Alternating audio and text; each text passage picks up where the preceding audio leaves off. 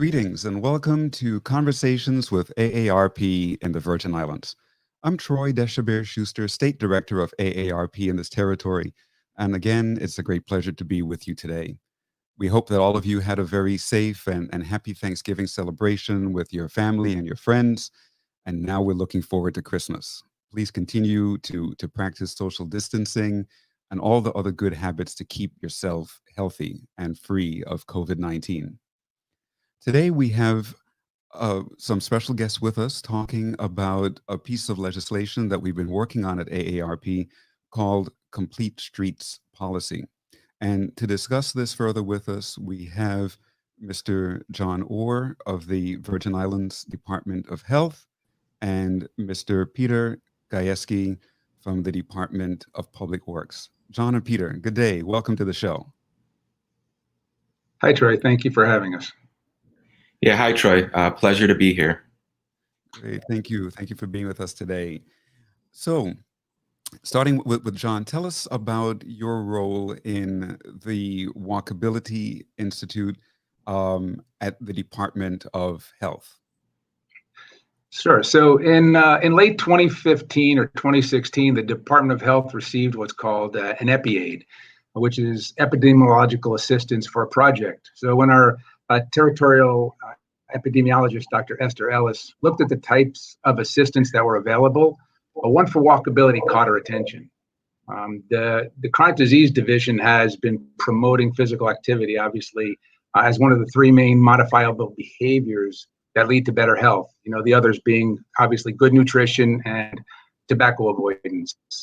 So the assistance came in the form of support for a walk audit of the three main islands. So the great thing about a walk audit that we performed, it provided an actual measurement of how the territory provides opportunities for our residents to walk or bike to the places that we need to go or that we want to go to.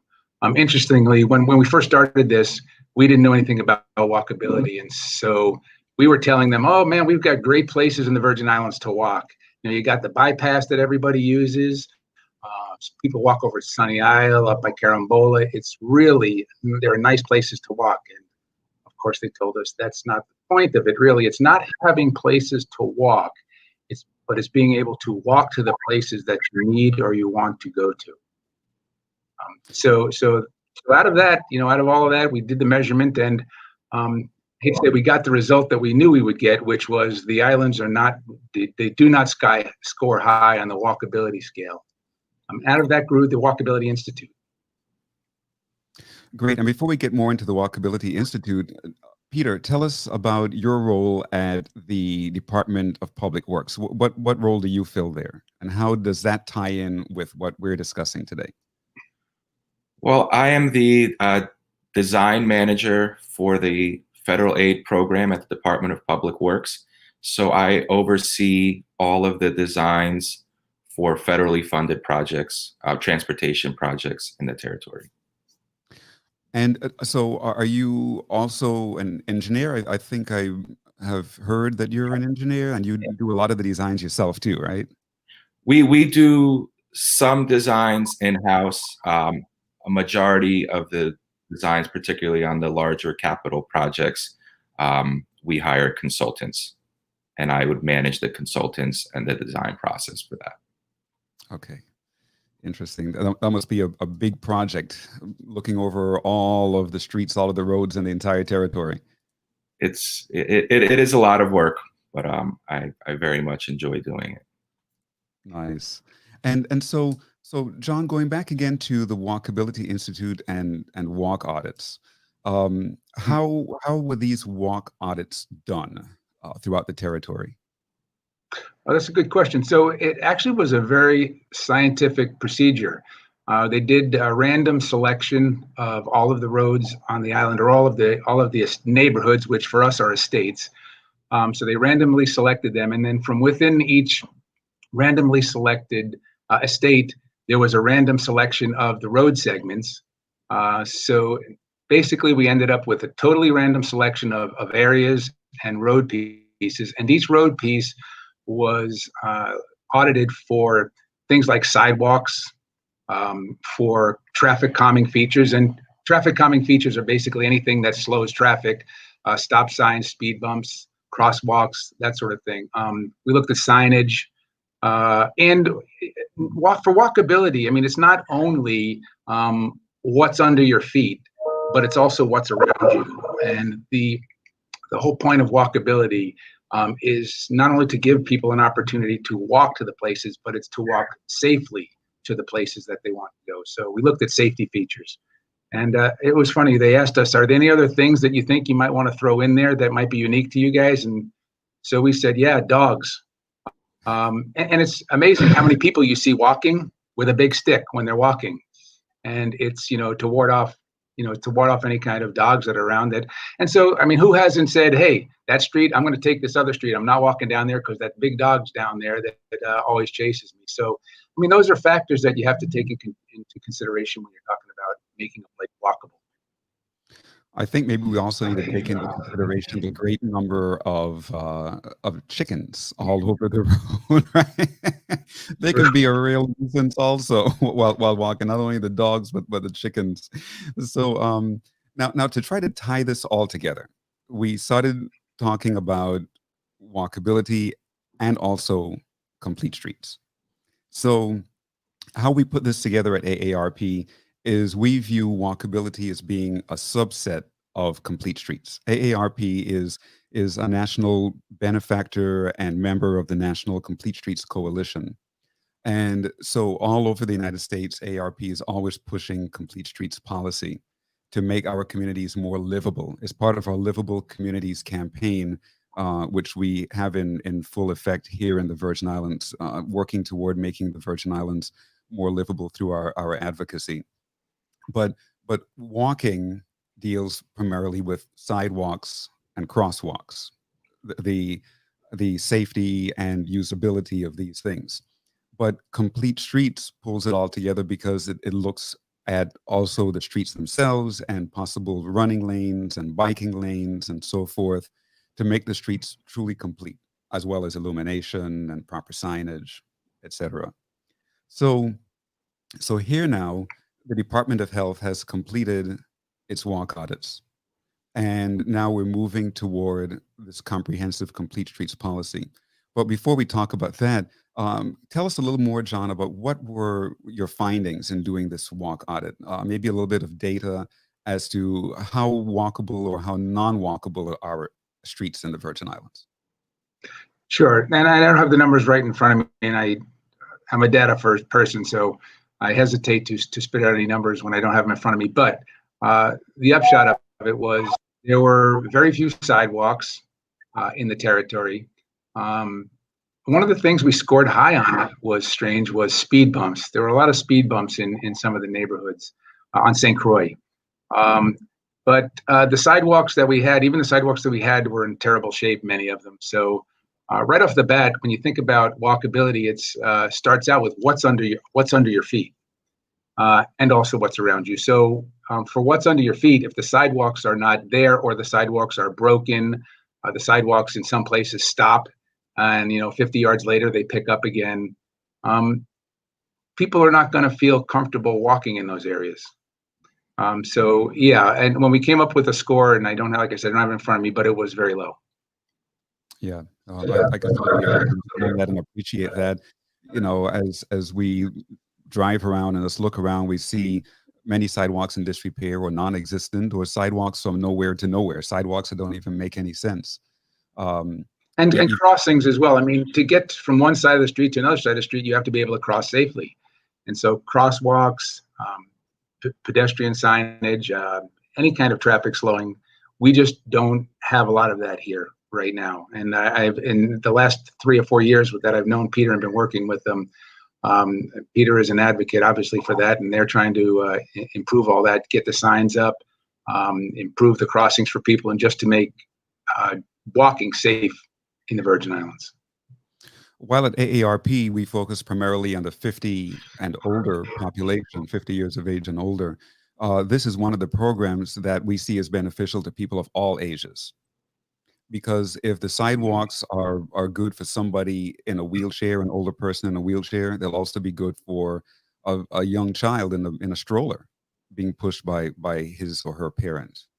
And so, especially with crossing and the older people, not very long ago, an older gentleman was knocked down in the street right outside of our AARP office in St. Croix. He was walking across the street. He may have been coming to our office. I don't know, but it seemed like he was heading right toward our door, and a car came and knocked him down. It was so very sad. I hope he survived. I don't know the outcome of it, but our hearts go out to him and to his family. The Now, looking at bringing this together into the larger piece of Complete Streets, Peter, can you provide us with an overview of the Complete Streets policy framework and the benefits of this type of policy on urban planning, or in this case, territorial planning? Yeah. First of all, the bill recognizes the state of our transportation system in the territory. Historically, we have really focused on automobiles when planning, designing, and constructing roadways, and really have not looked at the needs and haven't really adequately addressed the needs of all the other users, including walking, biking, and other modes of transportation. So this bill will take a complete streets approach, accommodating all users in our transportation network. So basically, it will be easier to get to point A, from point A to point B for everybody, not just in an automobile. And this bill basically requires DPW to approach all roadway projects with this method. It will establish a task force that will be responsible to make sure that these measures are implemented. And this task force will report to the governor and the legislature to make sure that we are addressing the needs of all users. And I think the goal is to make transportation safer and more accommodating for everybody. Yes, much more accommodating for everybody, and it even addresses something as simple as the condition of the surface of the roads. You know, everybody in the Virgin Islands complains about the potholes and the damages it causes to the car, but not only damages to the automobile, but it's really unsafe.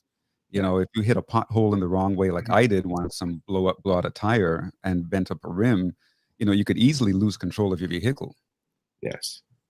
And also it addresses public transportation as well, both our bus and ferry system as well. Excellent, excellent. And so, Peter, tell us what kind of performance metrics or matrices are in place to evaluate the success of this policy once it is implemented? Well, this bill includes actually 16 performance criterias that include various measures, including linear feet of sidewalk that have been new sidewalk that have been installed, the number of ADA accommodations built, the number of transit stops, the number of new trees planted within 30 feet of a roadway. It is one of the issues is it's very hot, and the sun is, it can really discourage people from going outside in the middle of the day. Having benches or trees, I think that would encourage and just make walking more enjoyable here. Things like the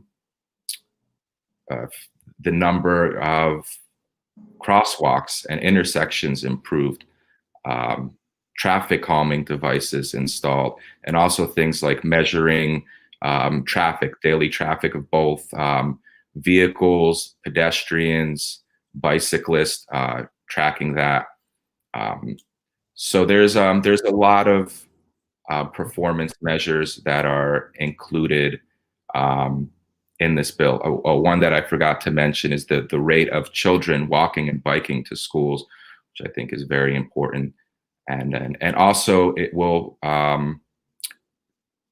have a public involvement component where we'll be taking input from citizens and making sure that information goes to the designers and is incorporated into the design process.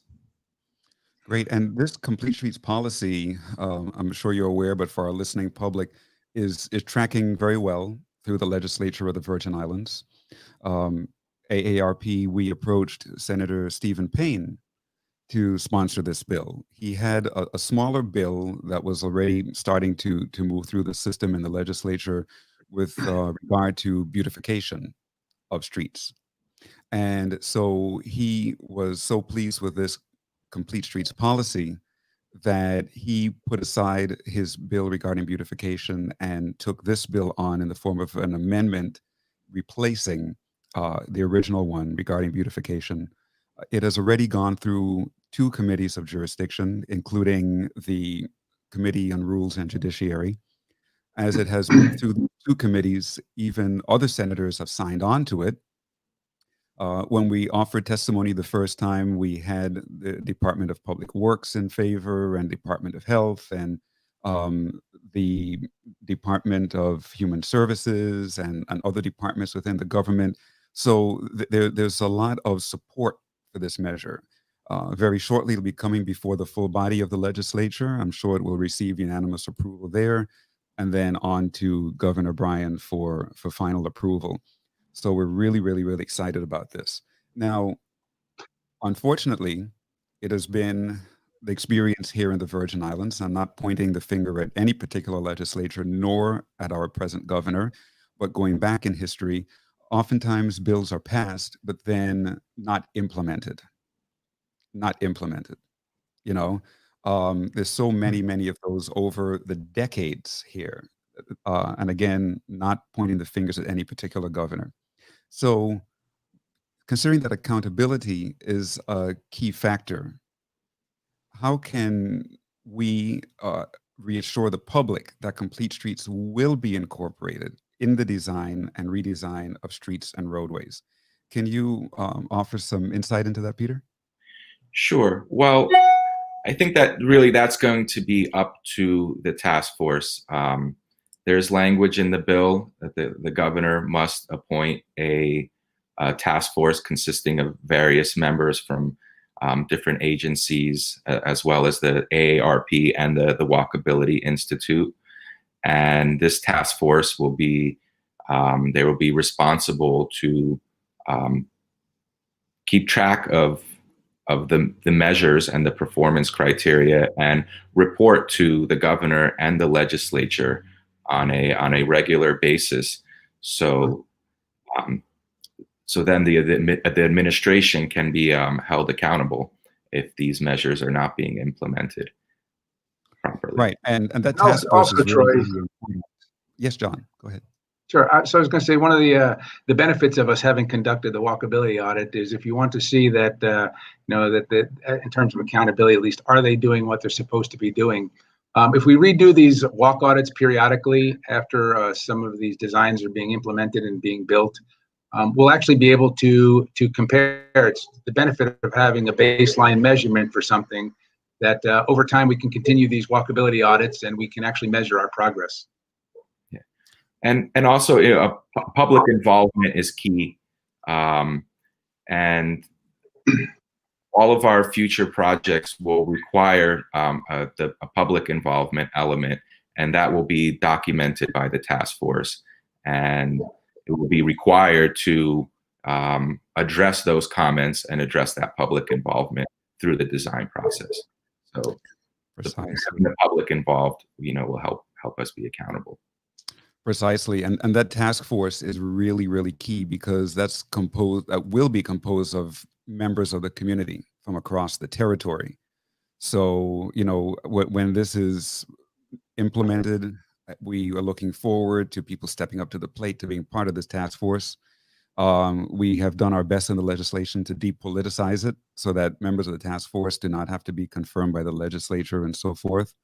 That's usually a very daunting process for many people who are invited to be on governmental boards and commissions. But this task force is going to be depoliticized, but yet do some really good work for the people of the territory.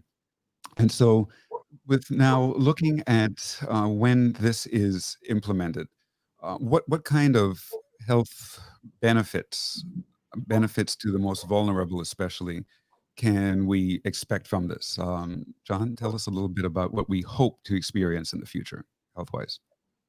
Sure. So I'm a bit of a walker, and sometimes just motivation to walk on any given day is extremely important. It's sometimes I look out at the sky and it's a little bit cloudy. It looks like it might rain. So I'm thinking, maybe I won't walk. It goes with exercise too. People who work out, it's easy to find reasons not to do it. And so if you give people reasons like the sidewalks are all busted up, there are dogs in the area, I want to go out to walk this evening, there's no lighting, you can find reasons not to do it. So first off, implementing the complete streets provides an environment that encourages people to get out there. Once they get out there, obviously the benefits of walking for chronic disease are important. You can better manage, even avoid some chronic diseases like hypertension, diabetes, heart disease, asthma. These are all better managed through physical activity. So I think there's also the safety factor. I mean, we talk about chronic disease in terms of our health, but in terms of mortality, one of the biggest things in mortality are injuries. And so if you provide a safer environment for walking, you're going to reduce injuries. There's also reducing the emissions from cars. You've got less cars on the roadways, so people's respiratory function improves. So there's really endless benefits health-wise to implementing these complete streets policies. Yeah, and I can certainly understand how people find excuses. In my earlier days, I was a bit of a triathlete, and I used to be a long distance runner, biker, swimmer, all of that. And one time I was running on St. Thomas along the waterfront, and I tripped on a piece of the sidewalk that was sticking up, fell down, and my left leg went into the street. Thankfully, a car wasn't coming at that moment, but I could have lost my leg very easily. Another time I was bicycling and almost got knocked down by a big safari bus on St. Thomas. And so I stopped biking, and I certainly don't run out on the streets now. I go in a safer place like Judas Fancy here in St. Croix, where I'm now residing, so I can be safe. And so we've been talking a lot about walking, running, the use of sidewalks, etc. But now looking at biking, especially, and creating a balance between multi-modes of mobility and community living. So, Peter, can you tell us how that will all pull together, and what we hope to see as a complete streets, and bringing these multi-modes all together in one street? Well, I think for this, as I mentioned before, educating the public outreach and public involvement is very critical. And DPW has come a long way with regard to communicating with the public, development of our online and social media platform, and also with groups, like AARP and the Walkability Group. If we can educate the public, get them involved in the planning and development of our projects, we can determine what the user's needs are and incorporate that in our design. So that will kind of, we'll see, there are some roadways where maybe motorists should be prioritized. But there are certainly many roadways where we need to prioritize pedestrians, bicyclists, and public transportation. So through public involvement and with using best practices and working with our designers, we can identify where, what users we need to prioritize, and that way we can have a good balance of the multimodal mobility and providing the population with the type of transportation that we need, and so that we have an efficient transportation system for all users. Now, I'm making a bit of an appeal, and I hope I'm not putting you on the spot too much, but last year, AARP gave a community challenge grant to the Virgin Island Trail Alliance to develop a bike lane within the road on the Christiansted bypass. Now, we know there have been some setbacks with that, especially now they're putting in fiber optic underground, I understand. Yes. And that's going right in what would have been the bike lane. So I'm hoping that as that's completed, that you will remember us. Oh, it's very much an ongoing process, and I'm very much involved in this, and this is something that is very important to me. So currently in the Virgin Islands, we don't have any established bike infrastructure. This would be our first piece of formal bike infrastructure in the territory. And being that this is a federal aid route, we must follow federal design guidelines. And the type of shared use bike lane that we are proposing to install along the bypass is still considered experimental by Department of Transportation. So what we need to do is develop a detailed plan that follows best practices, and we have to go through the policy with Federal Highway. They need to review and approve it before we can implement these type of features on our federal aid eligible routes. So the good thing is, this is going to take a little bit of time and effort, but once we have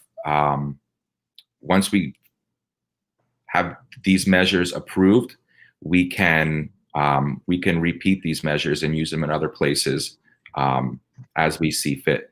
So being that this is the first of its kind here in the territory, it's going to take a little bit more time, and we got to make sure that we do it correctly, because it must be safe, and safety is the most important thing. So we need to follow all of the federal guidelines that are involved in doing something like this. So currently we are working on producing a proper striping plan and a proper implementation and construction plan for this. And then hopefully we'll have it in front of Federal Highway soon so that they can review and approve and we can move forward with it. But it is a process. Wonderful. Well, we look forward to that implementation and having the first complete street. and then also with regard to the fiber installation of the fiber optics in the shoulder along the bypass. Currently what they have there is just a temporary restoration, and in the coming days they will be completely repaving the section where they cut. So there will be full lane width, new asphalt where they're at. So you will not see that trench at all, and it will be in better condition than when they got there. So we'll make sure that we're just out of time now. So I thank Mr. John Orr of the Virgin Islands Department of Health and Mr. Peter Gajewski of the Department of Public Works. Thank you for being with us today, and we look forward to future conversations with you. Thank you. Have a great day. Thank you very much.